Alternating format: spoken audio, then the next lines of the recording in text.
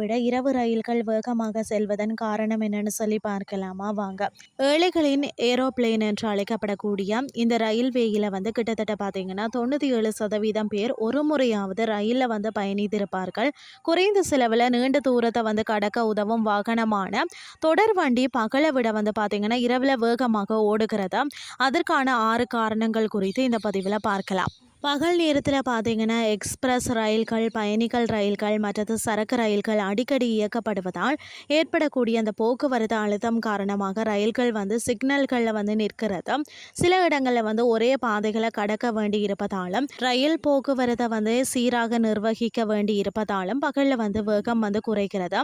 இரவு நேரத்தில் குறைவான ரயில்கள், அதாவது பகல் நேரத்தில் பார்த்தீங்கன்னா பயணிகள் ரயிலுக்கு அதிக முன்னுரிமை வந்து அளிக்கிறதால பெரும்பாலான சரக்கு ரயில்கள் வந்து இரவிலே வந்து இயக்கப்படுகிறது. இரவில் தண்டவாளங்கள்ல வந்து குறைவான ரயில்கள் இயக்கப்படுவதால் நெரிசல் வந்து குறைவாக இருக்கிறதால சிக்னல்களை நிர்வகிக்க வேண்டிய தேவை குறைவாக இருப்பதால ரயில்கள் இரவில் அதிக வேகத்தில் செல்ல முடியும். பகலில் வந்து வெப்பம் மற்றது அதிக வெப்பநிலை தண்டவாளங்களின் வெப்ப விரிவாக்கத்தை ஏற்படுத்தி ரயில்களின் வேகத்தை வந்து குறைக்கிறது. இரவில் வந்து குளிர்ந்த வெப்பநிலை தண்டவாளங்களை உறுதிப்படுத்துகிறது. இதனால் ரயில்கள் வேகமாக இயக்கப்படுகிறது. இரவில் தண்டவாள பராமரிப்பு பணிகள் மேற்கொள்ளப்படுவதில்லை என்றதால ரயில்கள் அதிக வேகத்தில் இயக்கப்படுகின்றது.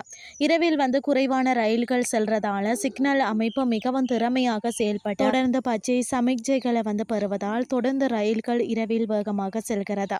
நான் சொன்ன மாதிரி இந்த காரணங்களால் தான் ரயில்கள் இரவில் வந்து தங்களது வேகத்தை அதிகப்படுத்தி அதிக தூரத்தை வந்து குறைவான நேரத்தில் கடக்கிறதா. இன்றைய கிறிஸ்டி உங்களுக்கு வந்து பிரயோசனமாக அமைஞ்சிருக்கும்னு சொல்லி நான் நம்புறேன். இதே மாதிரி மற்றும் ஒரு கிறிஸ்டின் வேலைக்கு உங்களை சந்திக்கிறேன். நன்றி.